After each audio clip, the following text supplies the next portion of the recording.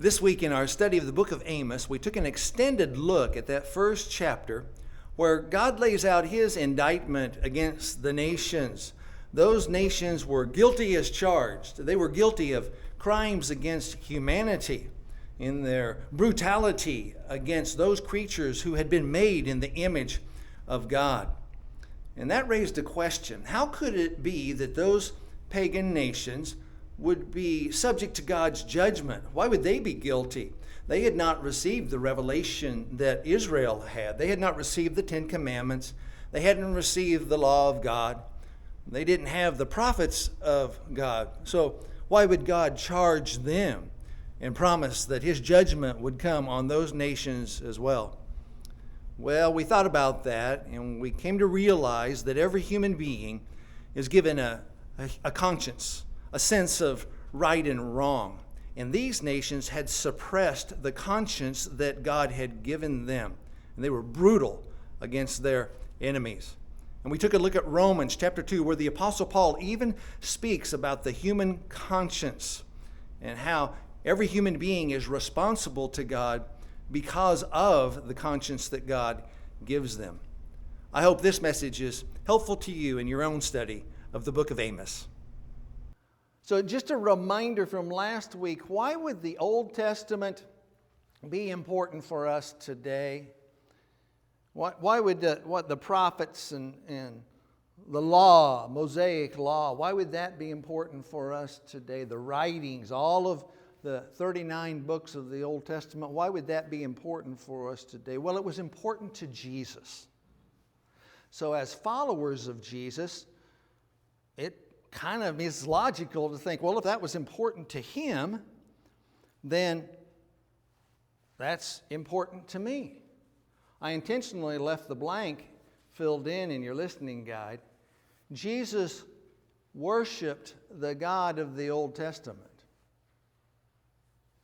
So when we come to the New Testament, or as New Testament believers in the church age that we live in, the times that we live in, we think that, well, the Old Testament, that doesn't really apply today, except that it might be helpful for us to take a glimpse into the pages of the scriptures that Jesus quoted from, that Jesus lived by, that his apostles lived by.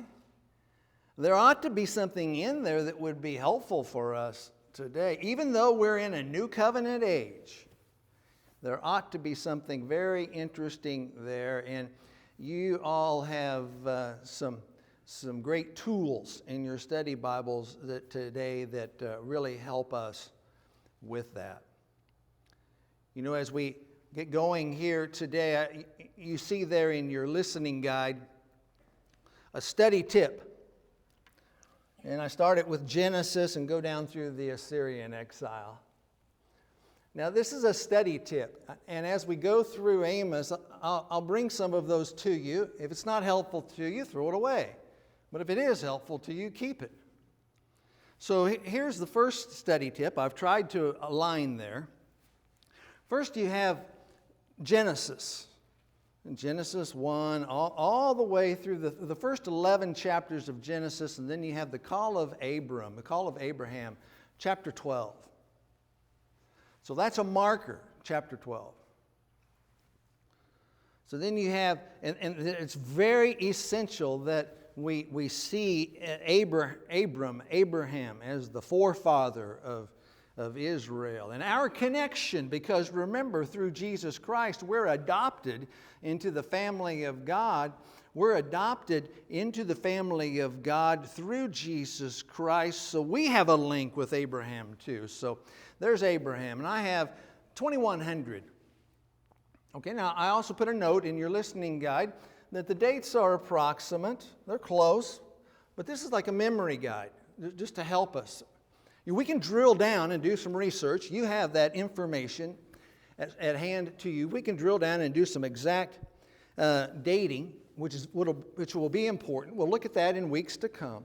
But just generally speaking, Abraham was called in the year 2100 BC.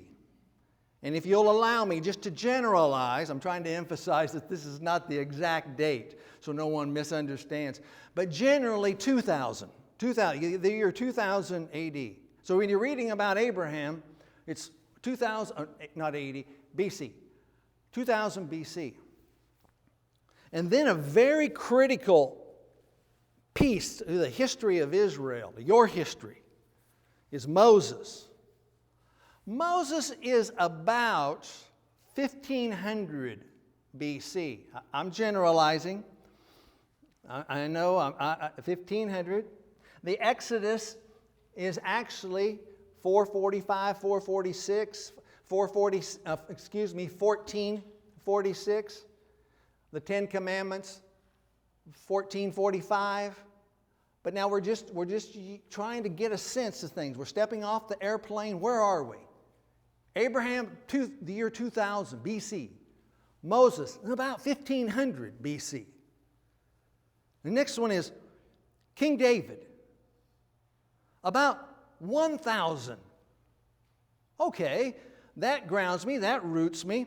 We sing a psalm or we read a psalm of David about 1000 BC. Not specifically, but about. So that organizes our thinking. 2000, 1500, 1000. Then in that second section, David's son Solomon comes on the scene. Solomon's very important for several reasons, and one is because under Solomon, the temple in Jerusalem got finished. And I have that in your guide there in italics. Finished in 960. Solomon dies in 931. That's when the kingdom divides. Amos has something to say to Judah. He has something to say to Israel. That nation of Israel divided at some point in history, and it divided 931 BC. After David, but Solomon's there. And then the Assyrian exile is marked at 722. Now, we don't have to commit 720. You can, of course, if you'd like, 722 to your memory or 931 to your memory. It's just generally the mid-900s there. The mid to late 700s for Assyria. That's the time that we're looking at. The reason I present it to you like this, of course, we've already in Daniel in our series on that talked about the Babylonian Empire and the Babylonian exile. The reason I present that to you is it just helps us to understand what's going on. This prophet Amos shows up on the scene and he starts prophesying 765 BC. What is the problem? Well, the nation has divided. That's one of the problems. The nation has divided for some important reasons. Solomon has already come on the scene. You're going to want to know that Solomon finished that temple in Jerusalem way back there. You want to know why people get exercised today about the Temple Mount in Jerusalem? That temple was finished in 960 BC. No new kid on the block is going to come in and reign supreme over the temple. You know what I mean? There's a long, long history. So there's that first temple. And if we're thinking about big pieces, I'll put one more big piece. That'll be enough for today. Solomon's temple. David wanted it built. Solomon finished it. Destroyed by the Babylonians. Nehemiah, Ezra, they come in and they try to restore that temple. Second temple period. First temple, second temple. When Jesus comes on the scene, Herod has gone through a remodeling. And so it's commonly called Herod's temple. It's God's temple. Solomon had the idea, but Herod worked to bring grandeur to his own name and his own rule. Okay, so that's why that's there in your listening guide. Why is the Old Testament important for us? Because it's important to us because it was important to Jesus. Very important to Jesus. So one Old Testament apologetic there that I have is that Jesus worshiped the God of the Old Testament. So it ought to be important to us that to understand or to think some of what was going on or how Jesus viewed God. Now see, we have a lot of history to take account of. I even shared with Lydia, Amos had Abraham, year 2000. Amos has 2,000, all of that, 1,000 years. And then he's got over here, he's prophesying in 760. So he's 1,200 years of history. We've got 3,000 years, we've got 4,000 years of history. You're trying to remember your own family tree. You're trying to remember some history about this country that we live in. You've got a lot to remember. Well, that's okay. You don't have to commit it all and be burdened down by all the historical dates, but you'll find that some of these events are very interesting. These wars and these kings and the prophets that show up on the scene, they're very, very interesting, and there's principles there that we can draw out for our life today. Okay, well, I have this here. Why is the Old Testament important? Well, it's God's revelation of himself to this elect people, Israel. You remember that from last week. Okay, just as a review, this is where we are. We're talking about Israel. Then we're talking about Assyria. Assyria is particularly on the scene now. World empire power. They have their ups and downs. And then Babylonia. We had that slide last week. Okay, now I know the words are a little small. This is the best one I could come up with, and I hope you can see it and make some sense of it. Don't have to know all of the names of the little towns. What I wanted you to have a sense of, when we talk about Solomon or even David, but Solomon, that lighter yellow there, that's Solomon's kingdom. It's enormous. All the way from Egypt, all the way up, we might call it southern Turkey, way up there, Mesopotamia. He had a big kingdom. And that darker green is Israel today in the 21st century, the nation of Israel. It gives you kind of a sense of what's happening. Arabia to the south, Mediterranean there, of course, the blue, the water. We thought about the Gaza Strip last week. Gaza, got the same ancient name. Gaza, Tyre and Sidon, up along that coastline. Now, to the map, I added a red line there. I hope you can see it. It's important for us when we think about what's happening here in their history and what Amos is prophesying against. There are several trade routes. We have trade routes. I-40, I-80, 5, going from Reading to L.A. We have trade routes. They had trade routes. This is one of the trade routes. Coming from Egypt all the way up to Mesopotamia and over into Persia. But on the red line there, I'm adding it so that you see it. They went along the coastal highway. And then there was a point there where they cut in and cut across, kind of in the region of Galilee. They cut across the land. And like we do, they cut their paths, their trade areas in the valleys. And they didn't go on top of the mountain, down in the valley. So they're following the topography for this trade route.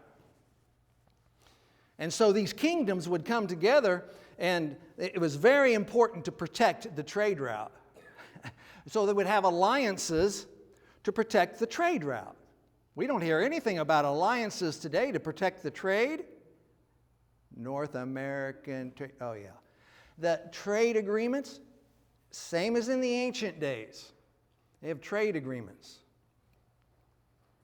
So that, if you wanted to look that up on your, in your study, you have the name there, Via Maris, M-A-R-I-S. You'll find something about that. The historical context in 1 Kings, when it lays out these kings and what are they doing, and it's very confusing when you get in there. All these names and all of these places, it's because there's just a lot of history there. But here, 1 Kings 11 and 12, you'll see something about this trade route. And so that's in part of our picture here, what's happening in the background as Amos comes to prophesy against these people. Okay, just a reminder that these names will come up, but there's King Jeroboam and King Rehoboam. Remember Gilead last week I mentioned? There's the northern kingdom, there's the southern kingdom. If you're trying to remember that, Jeroboam, Rehoboam, Jeroboam does not go with Jerusalem, J. Jeroboam goes north. Don't make the link with Jerusalem. Jeroboam to the north, Rehoboam to the south. Now that's going to be important for us. Jeroboam, why is Jeroboam important? Wow, that's a strange name. Because he brought in syncretism to the northern kingdom. They're worshiping golden calves, and they have their own worship practices in the northern kingdom, and God doesn't think very much of that, and he sends Amos up there to let them know that.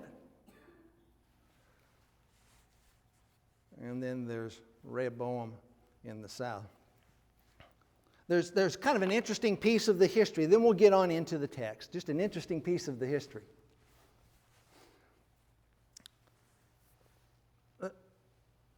David has his residence, in Jerusalem. And at this time that we're looking at this map, the kingdom is handed over to Rehoboam. Solomon comes, Rehoboam comes after Solomon. Solomon dies. Rehoboam cannot keep the kingdom together. There's this guy by the name of Jeroboam. He lives in Egypt. He's hiding in Egypt for a while. But here's Solomon dies. And now that kingdom is handed over to Rehoboam. Well, the people in the northern kingdom, the northern part, they come and they say, hey, Rehoboam, it's a familiar word. Hey, Rehoboam, these taxes that we've been called to pay, we'd like for you to lower those taxes. He says, are you kidding? Like any ruler, are you kidding? What are you going to protest out there and wave a bunch of signs about lower the taxes? I'll tell you what we're going to do. We're going to increase your taxes. You go back to where you're from. Don't come mess around here. Well, that northern kingdom, they don't like that too much, and so Jeroboam is their leader. They hate the southern kingdom. They hate paying those taxes. And so the kingdom splits. It's all under God's sovereign hand. But the kingdom splits. Now, they're supposed to be worshiping in Jerusalem. And Jeroboam says, you know what? If all those people, my people, all of these tribes, go to Jerusalem, they might get friendly with those people down there in Judah. They might kind of get on the side of Rehoboam. And no, I don't like that. We're not going to do that. We're going to set up our own temple, our own religious practices. Bethel. Seen Bethel in your reading? Bethel in the south.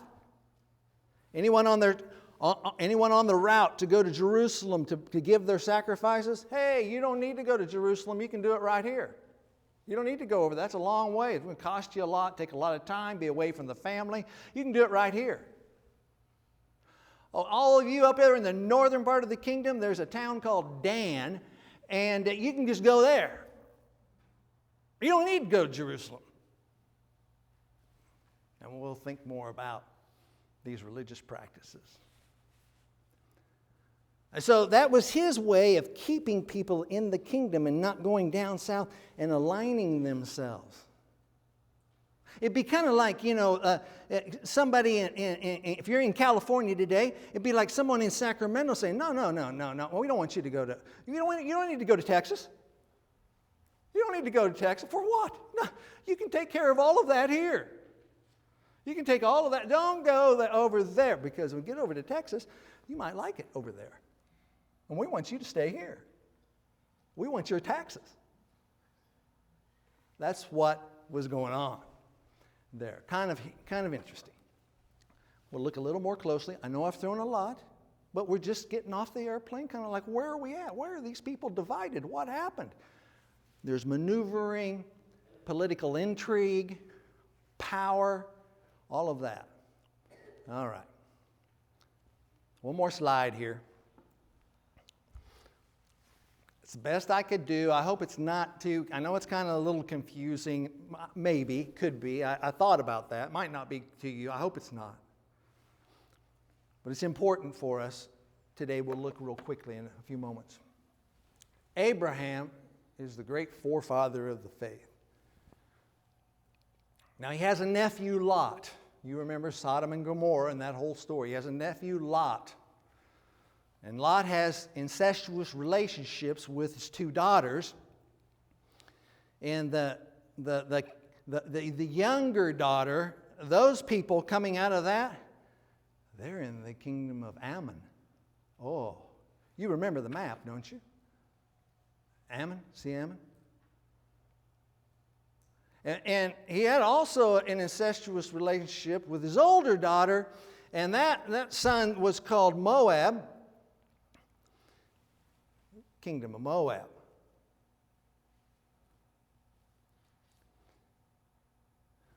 Now, Abraham, that was his nephew. Now, Abraham had a son, Isaac. He also had Ishmael, but we won't get into that right now. I had Isaac. And then there were these two grandsons. You remember Jacob and Esau. Remember Esau. Well, God chose Jacob, whose name was changed to Israel. And then we have the 12 tribes of Israel. Didn't choose Esau. Esau is in Edom. So, Amos comes and he has a word for Ammon. And he has a word for Moab. And he has a word for Edom. He's going to deal with Judah and Israel, but he has a word for them. And what I want you to see by these pictures here, that they're distant kinfolk. They're not real close. They're not Israelites. They didn't come through Jacob in Israel. The name changed to Israel. They're not Israelites, but they're distant kinfolk. And kind of the message that comes through, oversimplifying it, but you ought to have a little respect for your distant kinfolk.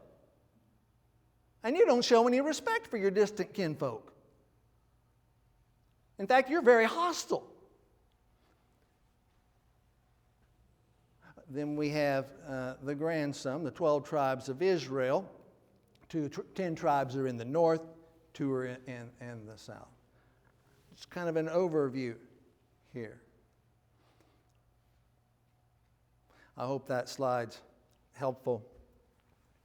When we study the Old Testament, when we study that Old Testament, it's really necessary to think in terms of ethics.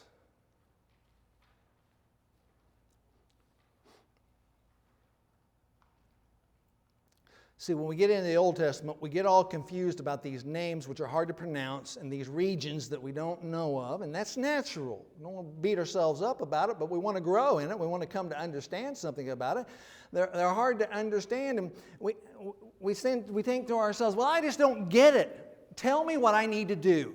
And that's kind of where people go to the New Testament. Tell me what to do. And they can pull a verse from Philippians, and they can pull a verse from Ephesians, and they can pull a verse from Colossians or the Gospels. Tell me what to do, God. That's all I want to know. I really don't want to know my history. Well, not knowing our history, that's part of some of the problem that we have in our nation today, is not knowing the history. And for Christians, we can have a problem too in our faith because we just don't know the history. What's going on?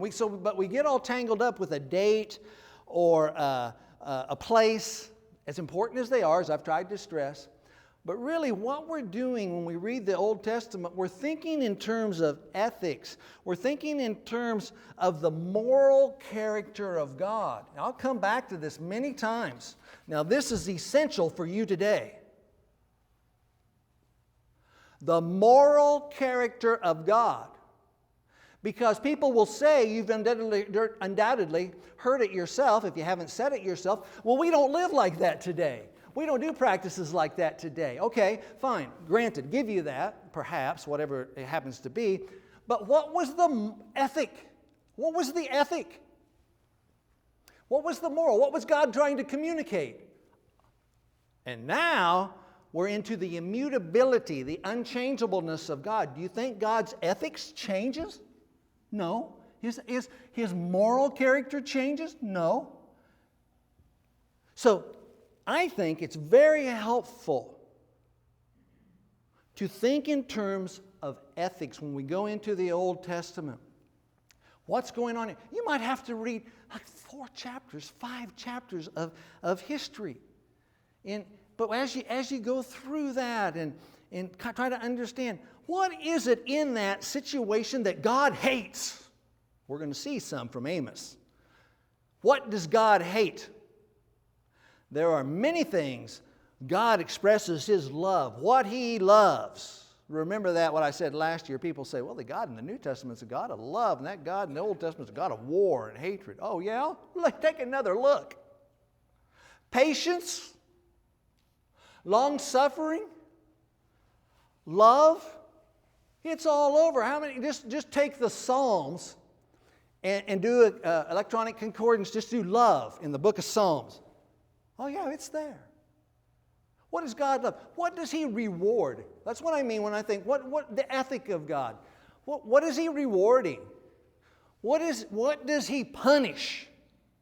We're going to hear from Amos what He's going to punish, and He sure enough does punish. But what is it that He does not like? And I think that will be helpful for you. It is for me to think in terms of, what does God not like? So what? They broke a trade agreement on a trade route 3,000 years ago, and it was this king and it was this king, and they were living over here and all of that. So what? What does God hate about that? What does God love about that? What is He punishing? What is He rewarding? It's helpful for me. I hope it is for you. That's a study tip today. Okay. Overflow. The word that describes the ethical or moral, social and religious sins of the pagan nations, Judah and Israel. Overflow. That's what is being communicated poetically when Amos says, "Thus says the Lord, for 3 transgressions of Damascus and for 4. And that's repeated over and over. 3 transgressions and for 4. He's not going down a list of all of the transgressions. What he's saying is, God's had enough. For 3 transgressions and for 4, this thing has overflowed, Israel. This thing has overflowed, Gaza. This thing has overflowed Syria. This thing has overflowed Moab. Do you think you're powerful? The sins in your nation, which is made up of people, so sins in their life, there's an overflow. Had enough of it. Look at the words. Chapter 1, verse 3. Threshed. What does it mean to thresh? Well, to thresh grain is to separate the grain from the husk in the stalk, right? It's an implement that's pulled across grain that's laying on the ground. You can think of wheat, for example, laying on the ground, and the oxen or the animal, whatever animal, pulling the threshing across this sledge, across this thing, and it's separating. I'm rubbing my hands together violently.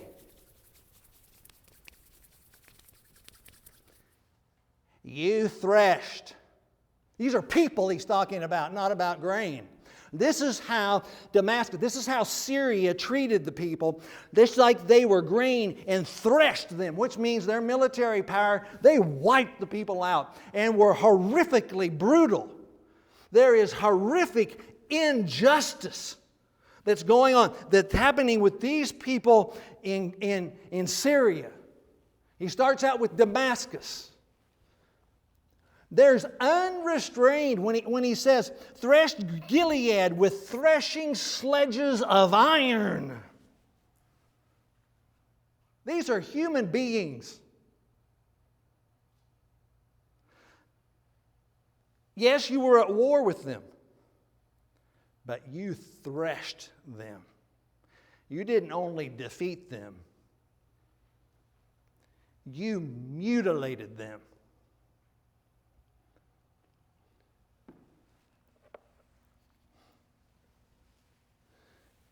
The pagan nations and Judah and Israel were guilty of crimes against humanity. And when that happens, they are crimes against God Himself, because He has created those individuals in His image. They are created in the image of God. They are crimes against those who are made in the image of God. Look at some of the words. Verse 6, you deported. Verse 9, entire populations. Verse 11, tore continually. You tore continually. His anger tore perpetually. He kept His wrath forever. Brutality. Horrific injustice. Threshing the people. You think God's ethic has changed in the new covenant? The new covenant? Oh, we don't live in the Old Testament anymore. You think God's changed? I don't think you really believe that. But some people will go around smacking their lips together saying, well, that God in the Old Testament doesn't make any sense to me. We don't worship that God anyway. It's a different God in the New Testament. No, this God has something to say about crimes against humanity, the people that have been made in His image. For Damascus, it was a bloodthirsty massacre, is the picture that Amos is laying out here. And so God says in verse 5, I will break the gate bar. In the ancient days, the gate to the fortress of the city, they'd have iron bars across there. That ain't nothing for God. That ain't nothing. I'm going to break the gate bar. You think a Tomahawk missile or an F-16 is anything to God? When He decides to break it, He's going to break it. Anybody trying to hide behind that and find safety in the way of God because of military power just needs to read the book of Amos. When God decides, there ain't nothing that's going to hold His judgment back. That is what is being communicated here in this particular section. Gaza is involved in human trafficking. Anyone involved in human trafficking that might be listening to this message at some time in the future, woe to you. You ought to take great fear of God, because these people we see right here in Gaza were involved in human trafficking, and God loves His children, all children made in the image of God, and you're going to be threshed. It's coming. Oh, you can get away with it for a month or for a year, or for 5 years. You can get away with it for 20 years, but the ethic of God has not changed. These people in Gaza, these Philistines, they were enemies of Israel year after year after year, because they carried into exile, look, whole people, whole populations of people. Not just the soldiers that were captured. Wars have been going on for centuries. Not just the soldiers. In the ancient world, it was not an unusual practice. Perhaps we could even say a customary practice, that a nation was going at war with another. When the soldiers were captured, they were then given or sold to another nation. That was a practice that was happening in the ancient warfare. Whole populations. All of the people.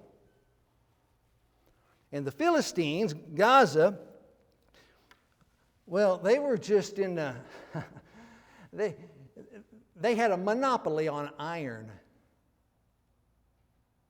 Weapons of warfare. You want weapons of warfare? You need to go to Gaza, because they've got the iron. What, you want to fight with your fists? No, you need a weapon.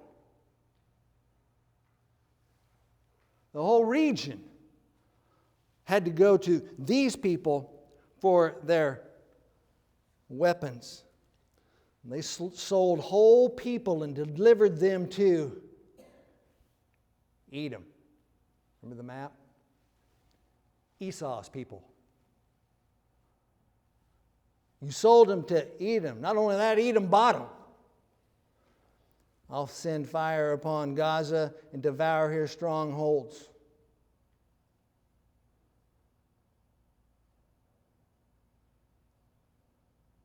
Whole communities taken. Tyre.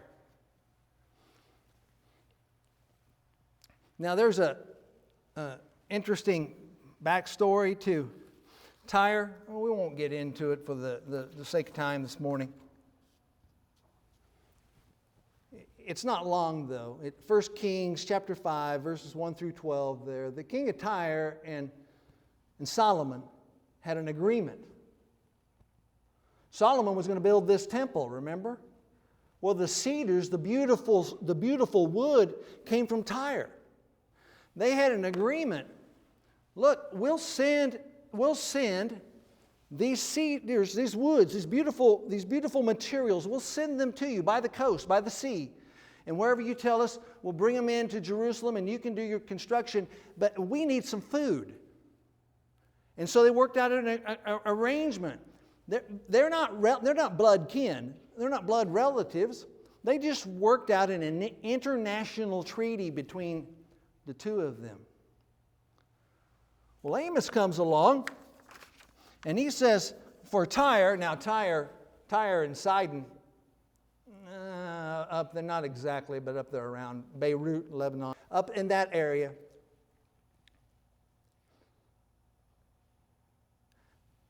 (2750) BC. Remember Abraham? The year 2000 BC. The archaeologists tell us at least 2750 BC, there's evidence of this people, this town existing. You wonder why people don't give their ground very easy? Tyre was thought of as a fortress. The nations looked at Tyre as a fortress, a stronghold, couldn't be broken. That's no problem for God. Amos comes along. because they delivered up whole people, again, to Edom. Edom's buying. Edom's in the market for people. Buying, and did not remember the covenant of brotherhood. Well, scholars have looked at that for a long time, and they said, well, they're not brothers. They're not, as I say, they're not kinfolk. They're not blood relatives. What is that? Well, it must have been the brotherhood between the king of Tyre and Solomon. They came into this agreement, this friendly agreement, that they would work together. But then, Tyre, you broke a covenant of brotherhood. Whole communities. Edom. Edom comes. Edom takes advantage of people. Edom. The word means red. Some people have tried to make a link there to Esau, but probably because the soil is red. So Edom, for 3 transgressions and for 4, I will not revoke the punishment, because he pursued his brother with a sword, cast off all pity. And his anger tore perpetually, and he kept his wrath forever. So God's going to send a fire. Now, if you have your Bibles in front of you, just quickly, let's just turn to the next book of the minor prophets. Obadiah. The whole book of Obadiah, which isn't very long, but the whole book of Obadiah is dealing with Edom. So this week, if you want to get a sense of what's going on in Edom, why God's upset at this situation, the ethic of God, why He's upset, just read Obadiah. It's not very long. But verse 10, because of the violence done to your brother Jacob, shame shall cover you, and you shall be cut off forever. On the day that you stood aloof, on the day that strangers carried off his wealth, and foreigners entered his gates and cast lots for Jerusalem, you were like one of them. But do not gloat over the day of your brother. They must have been gloating. Don't gloat over the day of your brother in the day of his misfortune. Do not rejoice over the people of Judah in the day of their ruin. Do not boast in the day of distress. And it continues on. You can read there about what Obadiah has to say under the inspiration of God about what's going on in Edom. And he continues on and he talks about the Ammonites. Ammon. For 3 transgressions of the Ammonites, and for 4, I will not revoke the punishment, because they have ripped open pregnant women in Gilead, that they might enlarge their border. And then not only Moab says that they burned to lime the bones of the king of Edom. Look, they were brutal people, ripping open the womb of pregnant women in Gilead. Crimes against humanity.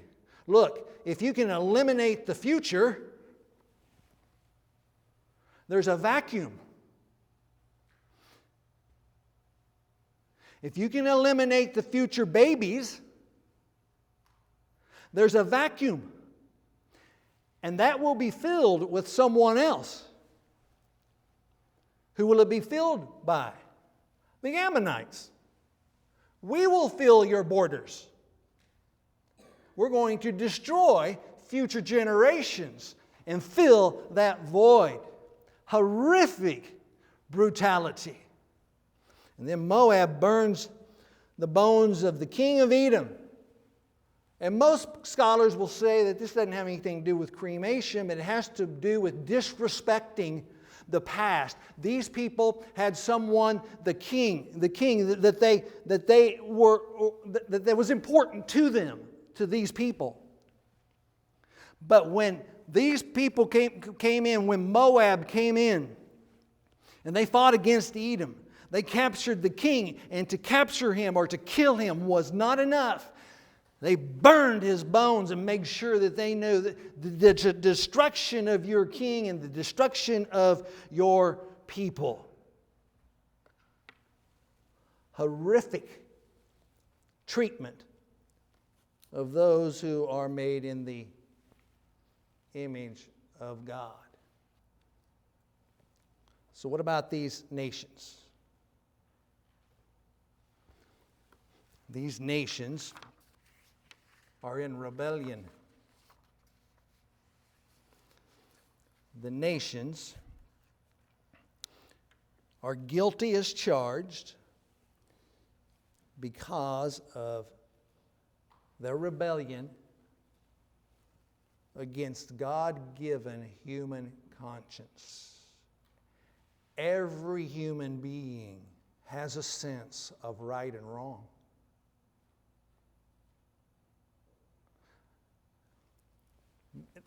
The Israelites had the law of God. They were God's called people. Gaza didn't have it.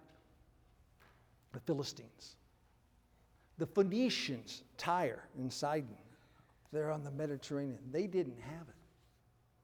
But they are accountable to God. How can that be, God? You didn't tell them what to do or what not to do. You didn't give them a law. They're violating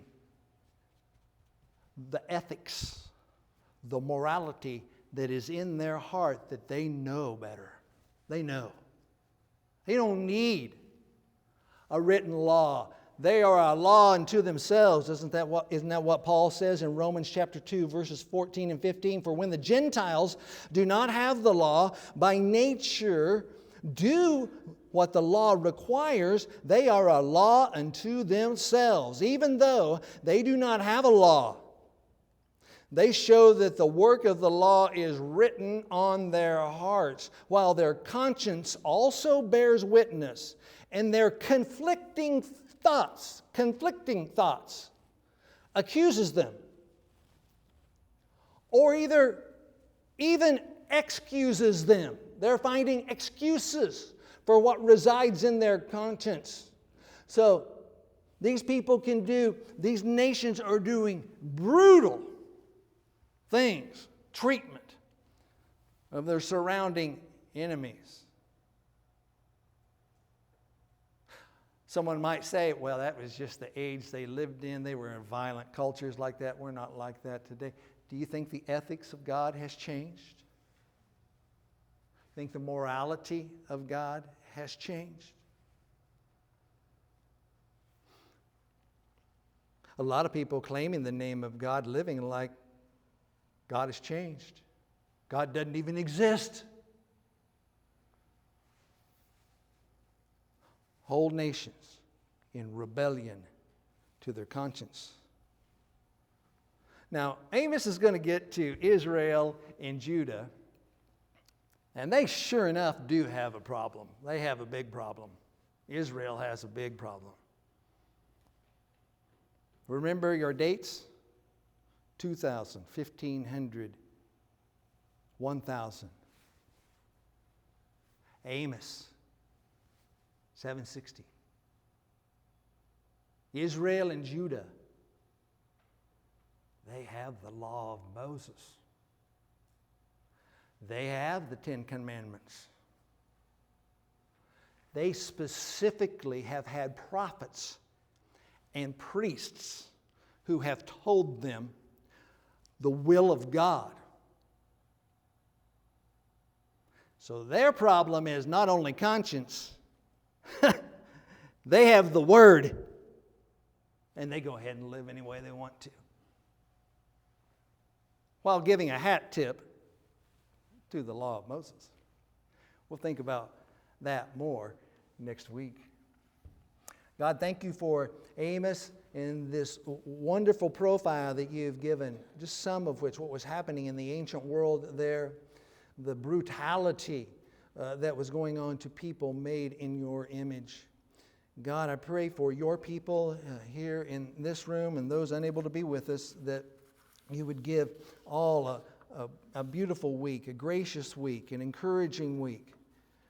God, I pray that your people would have a beautiful day and lots of opportunity to laugh and lots of opportunity to talk about your truth with those they love and those they care for. I pray all this in your name, Jesus. Amen.